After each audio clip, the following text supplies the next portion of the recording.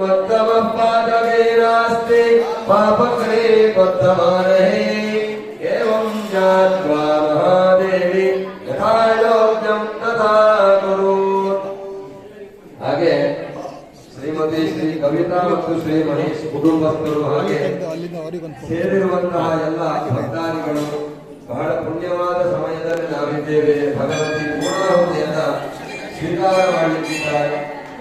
ಆ ದೇವಿ ಸ್ವೀಕಾರ ಮಾಡುವ ಆಹುತಿಯ ಪೂರ್ವದಲ್ಲಿ ನಮ್ಮ ಮನೋಭೀಷ್ಟಗಳನ್ನ ದೇವಿಯಲ್ಲಿ ಪ್ರಾರ್ಥನೆ ಮಾಡಿಕೊಳ್ಳೋಣ.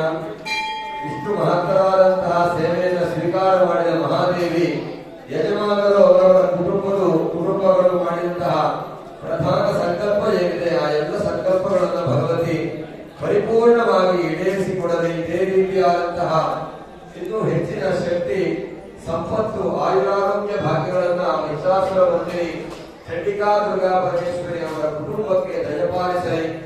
ನಾಟ್ಯದಾನಾತ್ ಪರಂದಾನಂ ಎನ್ನುವ ಹಾಗೆ ಅನ್ನದಾನಕ್ಕಿಂತ ಮಿಗಿಲಾದ ದಾನವೇ ಮತ್ತೊಂದು ಜಗತ್ತಿನಲ್ಲಿ ಇಲ್ಲ ಅಂತ